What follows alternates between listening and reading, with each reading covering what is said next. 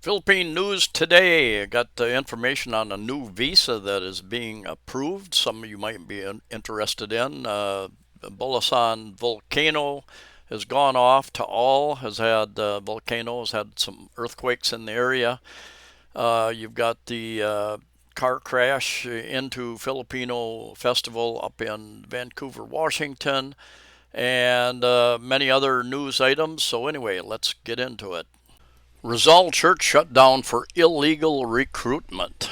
I decided to start with this story because here in the Philippines, as is the case in many countries, foreign countries, or even if you move across your own country into another region, things are always not as they seem. And boy, this could be a 5 hour video talking about that, even in the USA.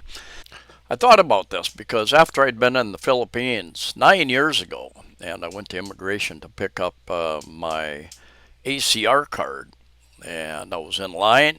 I was in a line, and somebody came out and brought me in ahead of everybody else, and I thought, oh man, I'm special.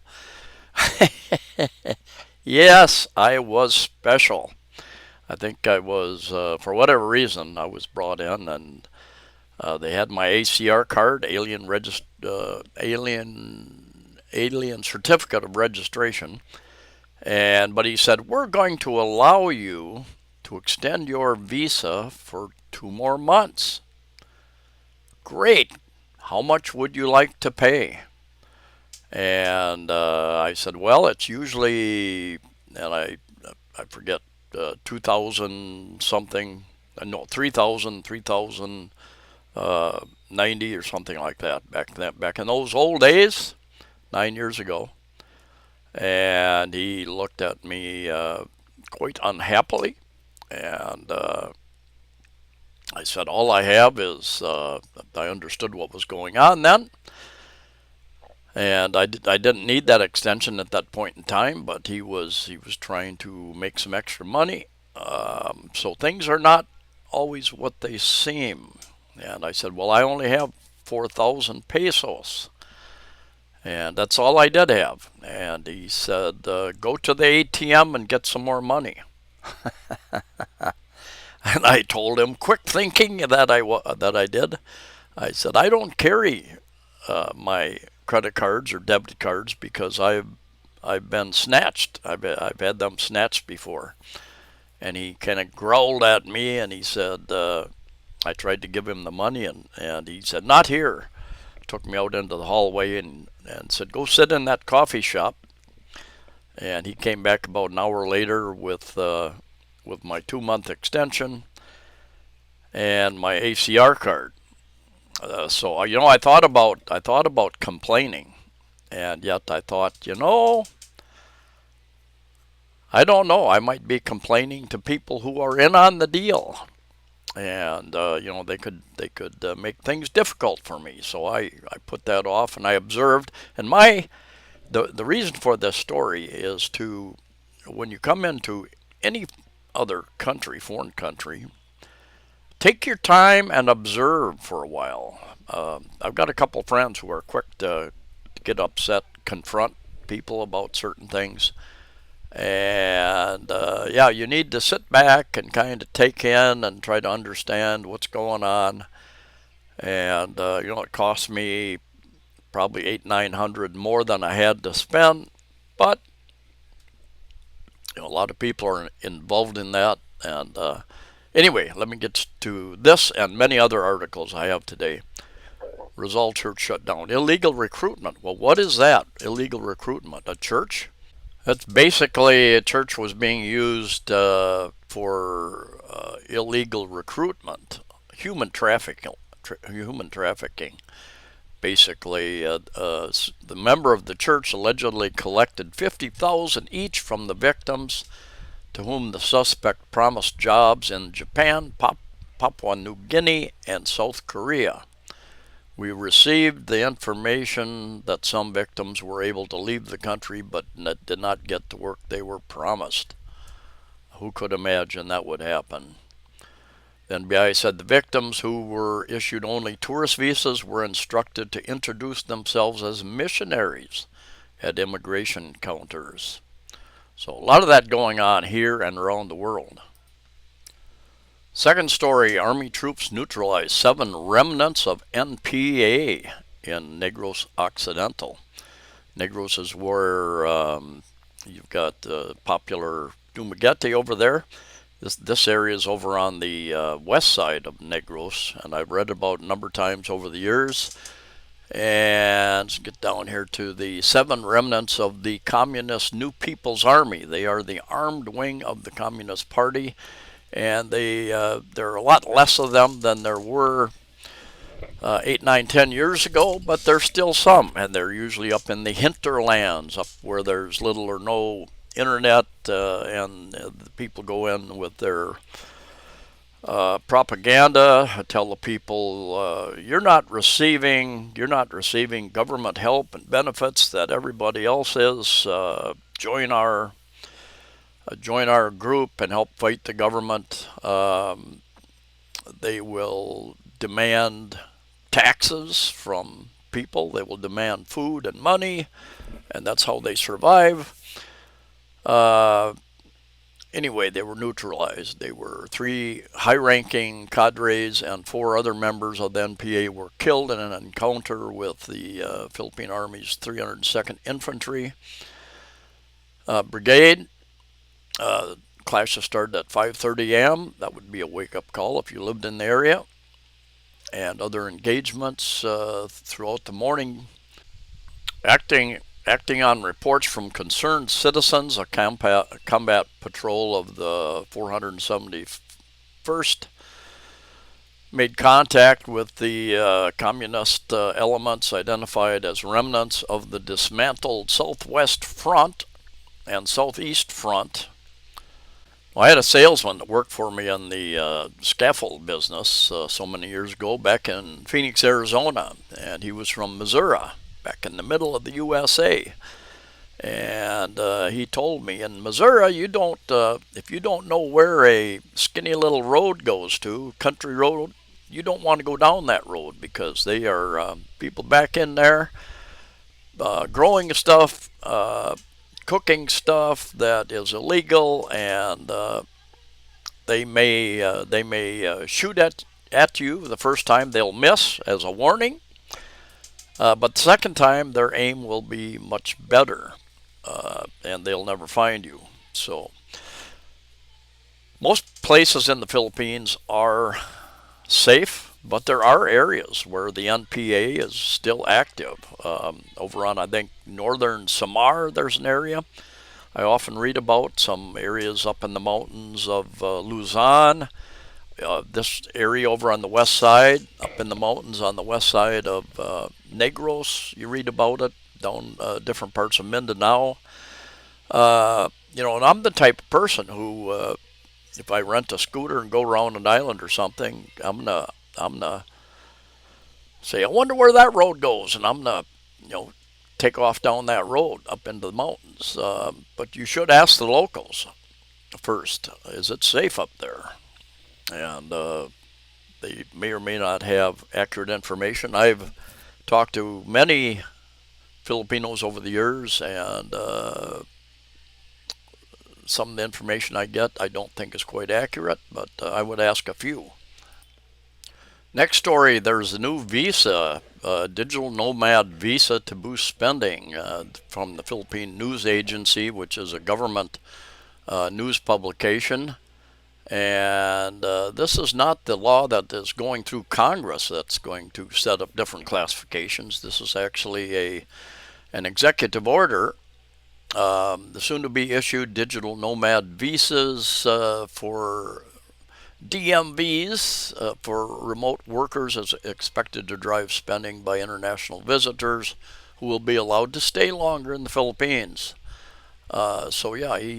Executive Order number 86 authorizing the Department of Foreign Affairs to issue DNVs to non-immigrant foreigners planning to visit and work remotely in the Philippines. And we'll get into some of the details here.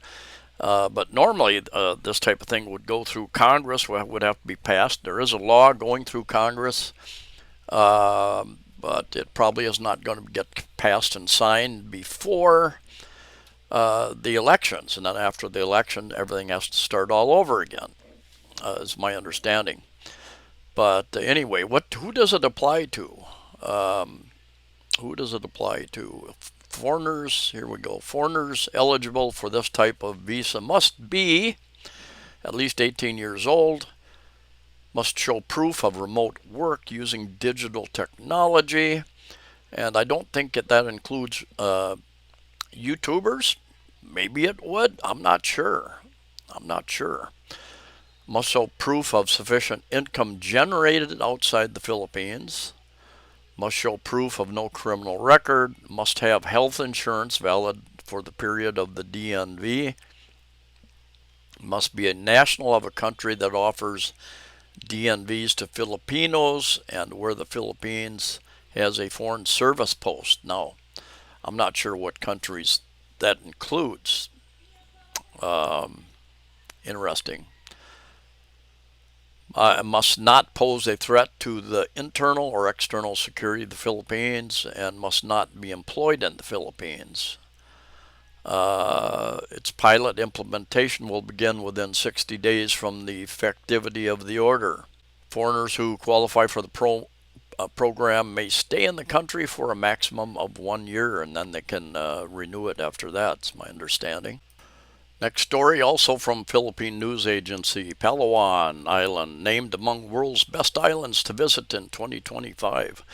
You know, the Philippines has, over 7,000 islands. I think only 2,000 of those are people living there and have names. But still, that's a lot of islands. But, really, the average person is only going to be interested in about 11 of the largest islands, and then you may go island hopping off of one of those islands to some smaller islands, perhaps. So don't let the huge number of islands confuse you or scare you. Anyway, U.S. News and World Report rankings, but the Philippines has been ranked. Many beaches here in the Philippines have been ranked.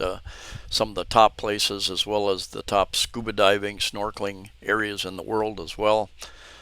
Great place, so much to do and visit here. The beaches, resorts, and they're trying to expand because there are crowded places like Kanlaon Island, over in that area. Boracay, overcrowded. In fact, a few years ago they shut it down for 6 months to rehabilitate the island, and so they're trying to slowly expand into many other areas, and there are just so many areas that are not top rated, but very, very, very nice areas to visit. Even here on and around Mactan Island, Mactan Province, you've got number Malapascua Island, a very interesting island. I've been up there, I think 4 or 5 times. You've got Siquijor Island, not very far away. Of course, you have Bohol and Panglao Island. And on the north, again on the north end of Cebu Island, you got Bantayan Island, very, very popular. And even that Daan Bantayan, the north end of Cebu Island itself, very long stretch of white sand up there, and some resorts up there.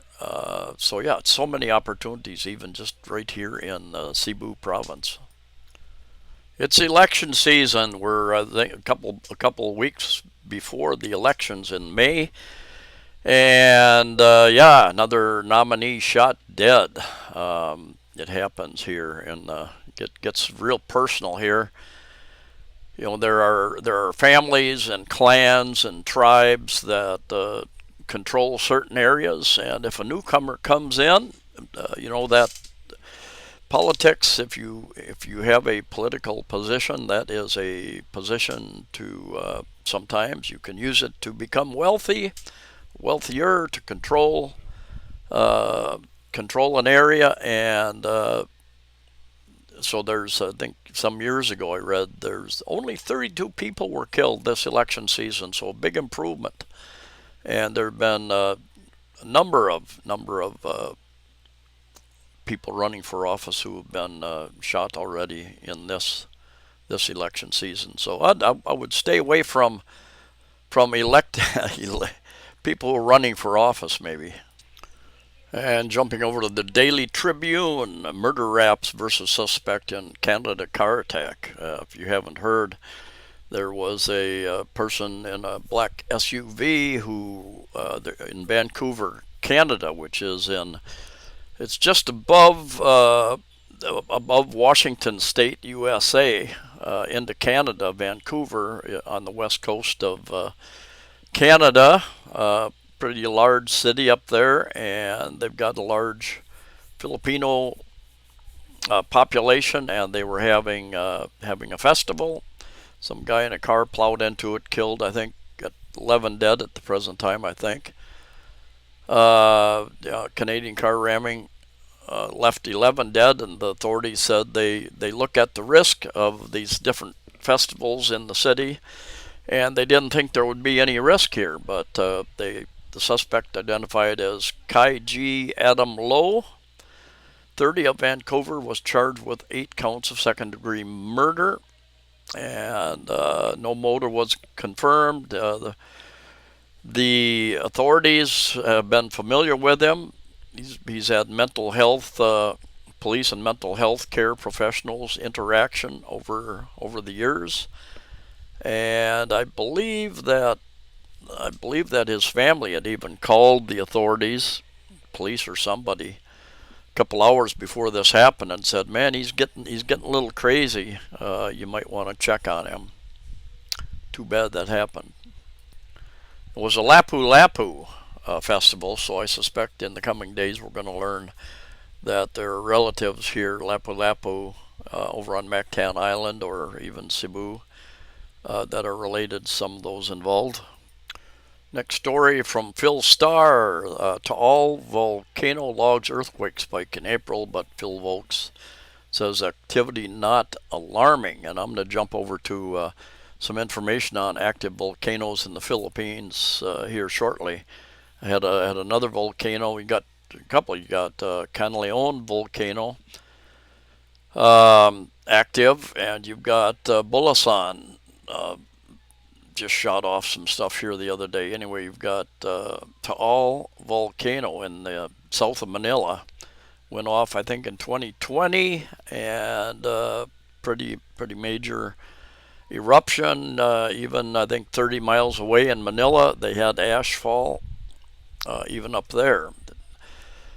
People used to live on this island. On the volcano, and I think they had horses over there. You could go over there and ride around. I believe big fishing area, the lake. They used the lake for fishing, selling the fish. And when this thing went in, I think 2020, many of the horses died. I've seen pictures where they were trying to get a horse into a relatively small banca, a boat, to take them across, and so I'm not sure how many horses actually survived that. I would not live in the shadow of a volcano, but there are millions of people. There's a geologist with a YouTube channel. His YouTube channel is called Geology Hub, H-U-B, Geology, H-U-B. And he names Taal Volcano as possibly one of the most dangerous volcanoes in the world because it is quite active, and there's tens of millions of people who live quite close, even fairly large developments in that area. The Tagaytay, I'm sure I said it wrong. Anyway, the person said, these are very weak, low-frequency events and tremor events that are associated with volcanic gas. She explained that low-frequency volcanic quakes, also known as long-period events, are associated with magma or volcanic gas moving to the surface through cracks and conduits. And just a few days ago, Bulusan volcano went off over in the southeast part of Luzon Island. And I'll show you a map here in just a little bit after we look at this article. And I think they've had the first one, and then I think they had a second one. And I have not found that article yet. Anyway, they've sent face masks, hygiene kits, food packs to victims of the eruption of Bulisan Volcano over in the Bicol region, southeast region of Luzon, I believe. Up to almost 15,000 families, composed of 74,000 people, had been affected by the calamity. We jump over to this map. This is a map of active volcanoes in the Philippines. And let me enlarge that a bit, and even let me do it Control plus a little bit more. You've got Bulisan Volcano right down here. This is all Luzon Island down here, stretches all the way down here. And then you have Samar and Leyte down here. Of course, Cebu Island, Kanlaon over here on Negros Island, and yeah, Dumaguete down here. You've got Bacolod up here, Iloilo over here. But anyway, Buluson went off. Kanlaon continues to spew a little bit. A month or two ago, it shot a pretty good blast up. And you've got so Bulusan over here, Mayon volcano over here, active. Pinatubo up here. Gosh, I forget what year it blew its stack. I think it was, if I remember right, the largest volcanic eruption in hundreds and hundreds of years, perhaps thousands in recorded history, was it? I forget. Anyway, you got islands on the north end of Luzon that are volcanic. And Taal Volcano, the one we were talking about, right here. You've got Manila metropolitan area here. This area down here is Batangas. You often get earthquakes down in this area. But let me even zoom in. I don't know how much farther I can zoom in, but can't really see it very good here. But Taal Volcano, right in that area. And yeah, when it went, they had to evacuate a lot of people out of that area as well. I would not live in the shadow of a volcano, but there are millions of people who do. Going further south, Palawan Island does not have any active listed volcanoes. Got Kanlaon over here again, Negros, Bilaran over here. Is that officially on Leyte? Is that Bilaran on Leyte? Cabalain. I have not heard of these. Hibok on Camiguin Island, just north of Mindanao, and I've read that on Camiguin Island, interesting place to visit. They've got these huge giant clams down in that area, out in the ocean, and I've read that they've got more volcanoes than they have towns on Camiguin Island. And then you've got a few down here in Mindanao as well, and out on these outer islands as well. This whole area, the southwest Mindanao, is pretty much a no-go zone. You know, I had in this whole area, it's you've got families and tribes and the Muslim majorities. That's where, you know, many months ago, an American was kidnapped and shot and killed. I think down in this area over here.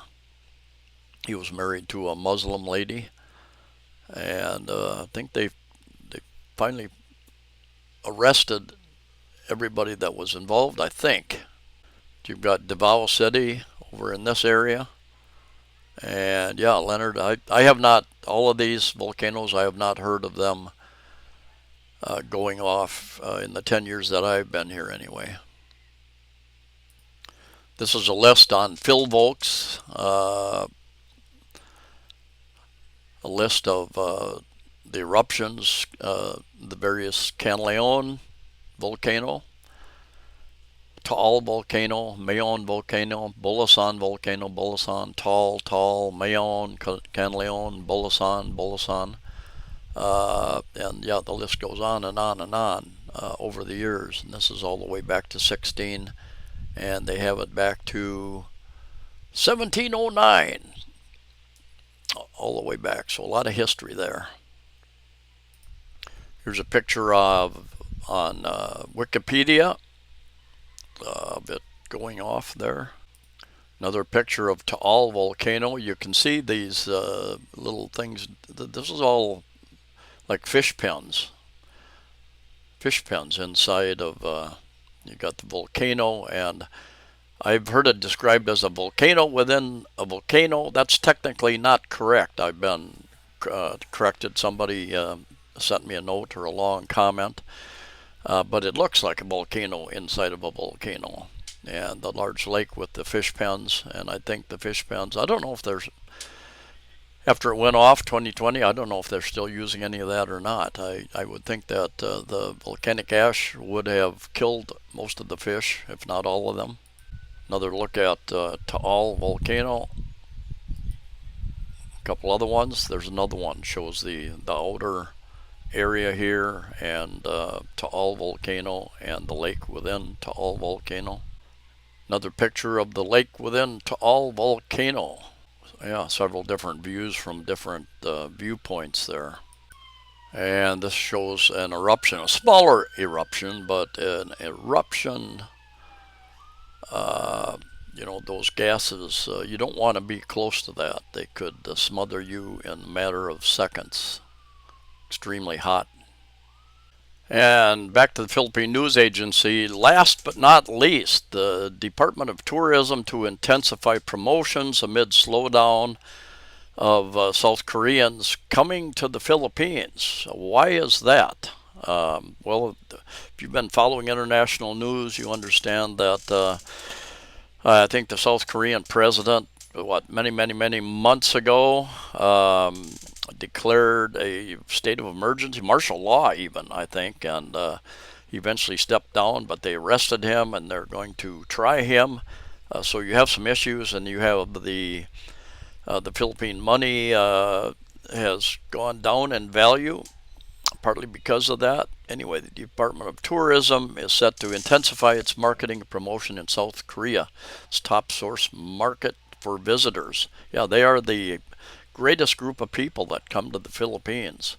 And let's look at the numbers here. The first quarter 2025, the country received, the Philippines, 395,059 visitors from South Korea, down by almost 14% from 458,619 same period last year. That is over 63,000 less people who would take up condos, hotels, resort rooms. 63,000. That's a decent-sized city in itself. You also have the fact that the Chinese, partly because the POGOs, Philippine Offshore Gaming Operators, were forced to leave. Some of them stayed in the Philippines illegally, and they're slowly being caught. But tens of thousands, if not hundreds of thousands, of Chinese were forced to leave, and that has affected Chinese tourism. And I think in 2024 there were like more than 3.5 million less Chinese tourists here. And I think a lot of those tourists were not tourists; they were people working in POGOs, legally or illegally. And they were forced out by the end of 2024 because they were involved in POGOs. A lot of them were involved in not just gaming, but they were involved in a lot of illegal activities, kidnapping, money laundering, drugs, prostitution, just all sorts of other things that they were involved in. So they were forced to shut down or go hide underground. And so, yeah, you have, that's about 4 with Chinese and the Chinese and the Koreans, two of the largest groups. That's almost 4 million less people coming here. And I did a lot of research on the vacancy rates around here, and there are here in Cebu, and there are hundreds and hundreds. Just Solanea across from Isla Mall, very popular. There are hundreds and hundreds of units that are vacant, up for rent. Also an IT park and other units around the city. Just thousands of units open that are not. And we're still we're kind of at the end of the high season here in the Philippines. But imagine the number of units that they take up, whether they be in, I know they found some pogos taking up a big majority of the houses in a subdivision up in the Manila area.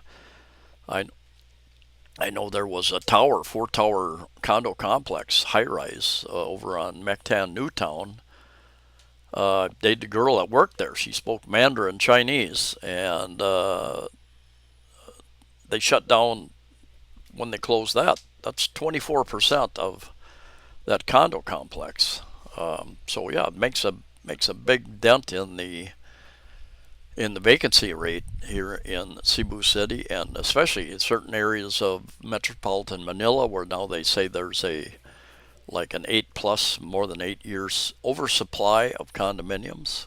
And yeah, I've listened to one of the top real estate people in Metro Manila, and he was saying that yeah, there's a lot of discounts being available, but they don't advertise them. Generally, they don't advertise them online. They don't want to.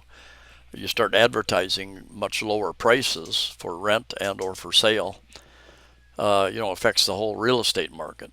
But the fact of the matter is, there are a lot of deals to be had out there. The trick is to find those motivated sellers and or owners who want to rent their properties. Anyway, that's it for now. News in the Philippines. Stay safe out there, safe travels, and I'll see you in the next video.